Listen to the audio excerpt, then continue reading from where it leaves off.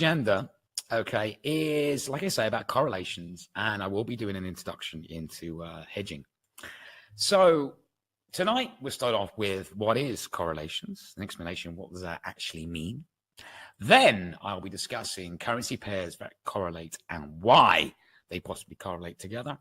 Then I'll be doing a brief introduction into hedging. Okay, I will do a specialized webinar just for hedging later down the line for maybe a next episode of How I series. But we'll do an introduction into hedging. Then we'll go into future educational events I'll be running in December.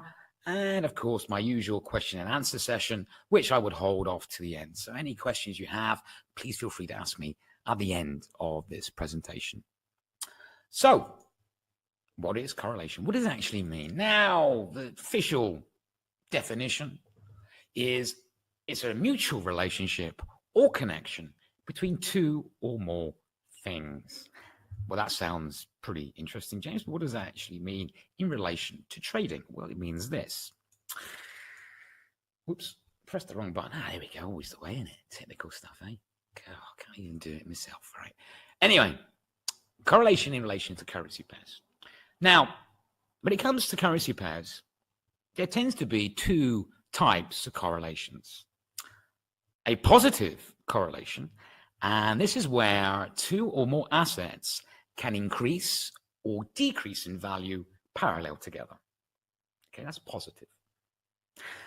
Negative correlations, which is where two assets or more can decrease or increase in the opposing directions for one another.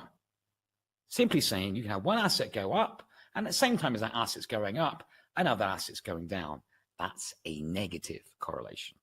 Positive correlation is you've got one asset going up and an asset follows it, goes up at the same time. That's a positive correlation. So there are two differences, the positive and the negative, and what we'll be talking about.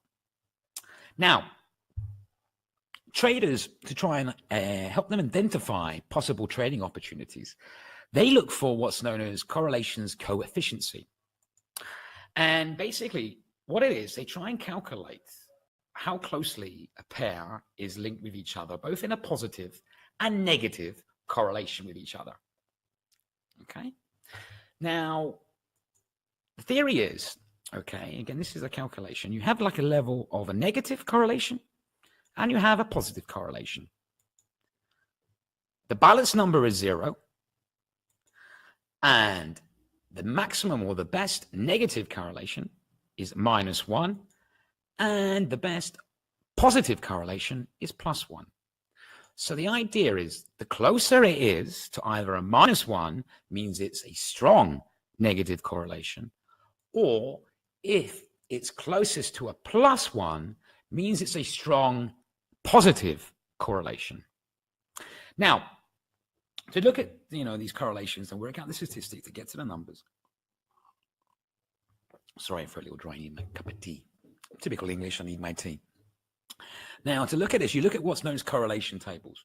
And there is a lot out there which you can look at, and they can alternate, obviously, as the market goes. It's not something you need to obviously calculate yourself, though you can through an Excel sheet, but the calculations is very complicated. So it's easier to look at other correlation tables out there, and there's quite a few out there. If you Google correlation tables, then you get to see, where the pairs, how are they positive or negative, or how close they are being too strongly negatively correlated, or how strongly to a positive correlated they are. Now, this is a table which I put together from various sources, from lots of data sources out there on the net, from some very, very good brokers out there, such as Staxo, etc., like that. And this is, sort of correlation table you can look at to see if a currency pair is positively correlated and how strong it is, or how negative a currency pair is correlated to another and how strong that negative correlation is. Now, remember, -1 is the strongest negative correlation, and +1 is the strongest positive correlation. So let's have a look at this table here we've got here. So obviously you've got Aussie dollar, euro Swiss franc, euro sterling, euro yen, euro dollar, British pound dollar, USD Japanese yen, and gold.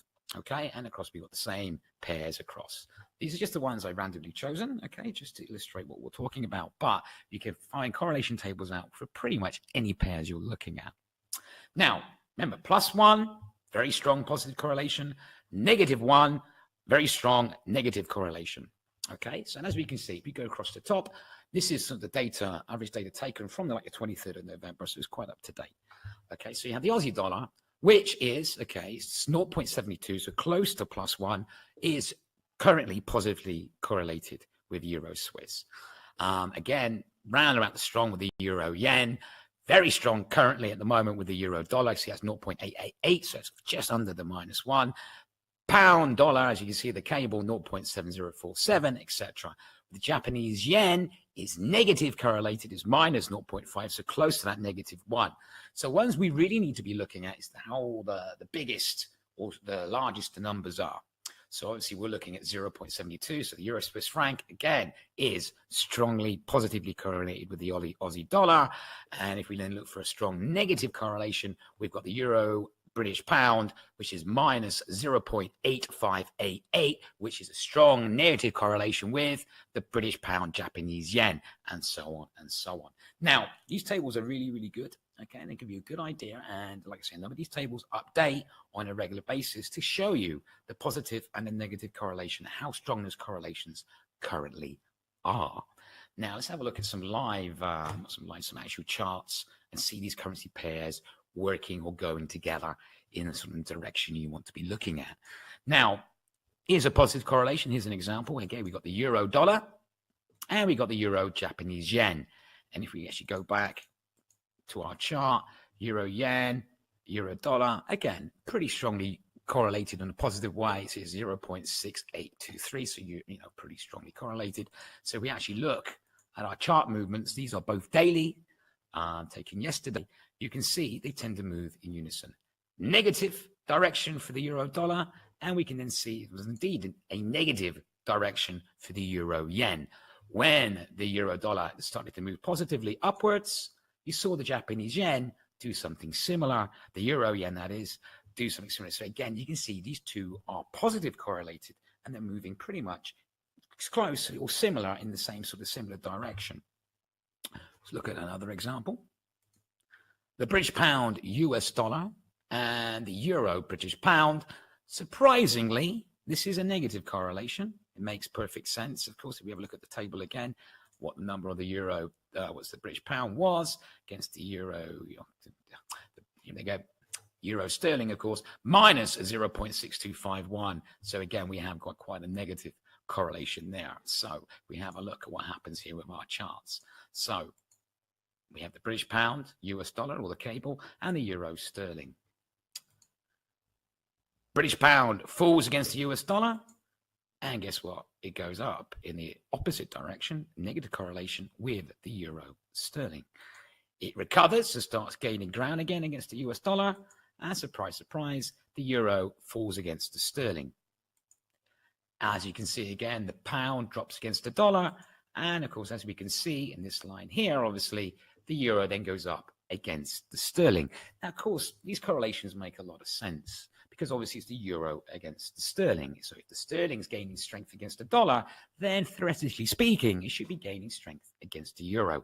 So this is why we tend to see a negative correlation on this pair. If we do another example, so it's the Euro dollar Swiss franc. Let's have a quick look at our correlation table again. So the Euro dollar, here we go, Swiss franc, 0.8982. So currently a positive correlation. Let's have a look at our chart and see what it does. An example of our chart here. Let's pull them up. The Euro dollar becomes under pressure, as we can see there, and the Euro Swiss goes in the same direction. We see the Euro dollar starts to recover slightly there, and the Euro Swiss franc also recovers. Again, that makes a perfect sense because obviously it's the strength of the Euro. So if the Euro is going up in value against the dollar, the chances are, because it's a positively correlated, it will go up in value against the Swiss franc. Now let's have a look at another negative, and this is actually a very interesting negative pair. Negative correlated pair. It does actually have a fair bit of interest. Here's the Euro sterling, and here's the British pound Japanese yen. This time, where the previous charts were daily, I've actually done 30 minutes. So we pull up our correlation table again. So we have obviously the euro British pound, and very strong currently negative correlation, minus 0.8588. So a strong negative correlation. So we have a look at our chart here, see what happens. Big drop here over the euro sterling. And what happens with the British pound, Japanese yen? Bounces up very strongly against it. So the British pound gets stronger against the yen. Then you see, obviously, whereas the euro pound starts to recover in strength, the British pound, Japanese yen starts to weaken. Again, you see, this is a beautiful candle here. Look, this is maybe a 30-minute candle. The euro British pound drops dramatically, and the British pound, Japanese yen rebounds and gains strength pretty quick. Again, that's a lovely little candle in there. So again, this is quite an interesting negative correlated pair. Now, like I say, this is going to be a brief introduction to hedging because I will do a specialized webinar in hedging at a later date. But because we're talking about correlations, and the reason why people sometimes look at correlation to currency pairs is because it can actually help as a possible hedging technique. Now, hedging, basically, best way to think of it is that hedging is like taking out an insurance policy against your trade. It is not, and I repeat, it is not a method to prevent a negative trade from occurring. It is instead an attempt to limit the exposure of that negative trade on your account. Now, every trader out there, this is an interesting way of tackling trading, is because everybody out there knows that it's impossible, absolutely impossible, no matter how good a trader you are or think you are, you will have losing trades. There is no way around it. You will have losing trades. And every trader worth their weight in gold knows that the only way to succeed, okay, is by controlling your exposure of your account and controlling your losses, okay? And hedging is a good way of doing that. Now, when it comes to ideally hedging, really, one of the best ways of hedging is obviously trading options. I'm not talking about binary. God, no, I don't like binary. Okay, I'm talking about proper options. I'm talking about vanilla options. Okay, and vanilla options are a very good way of hedging your trades, either by trading options on its own and doing techniques like the straddle. So when you buy a put and you buy a call, so I buy a put and buy a call, or taking out an option when you're against the CFD trade, for example. But as we're discussing CFD trading, there is a few ways of looking at how you can possibly trade or hedge using CFDs. And like I say, this is just an introduction. I will do a proper webinar on some techniques later down the line. But, the way to look at hedging with Forex CFDs is, again, this is why we're discussing correlations, is because you look at the correlations and you can look at both the negative and positive correlations and then act accordingly. For example, we had that pair we looked at 30 minutes ago, which was the euro sterling and the British pound Japanese yen, very strongly negative correlated. So one technique you could try or could do as an example, okay, this is not advice, I'm just explaining it to you. Remember, this is never advice, this is educational purposes only. But for example, because that's a very negative correlated pair, if you say you had a euro sterling long position in the market, okay, you wanted to protect yourself because we know that pair is negative correlated. And we know maybe there was a big news announcement coming up, like Mario Draghi was about to speak, or maybe something was happening in relation to the BRIC exit, which, just face it, stuff with the BRIC exit happens on a regular basis. So there we go. So what you could do to protect your long euro sterling position, what you could do, you could, for example, protect your exposure by doing a smaller long British pound Japanese yen position, as these two pairs are negatively correlated.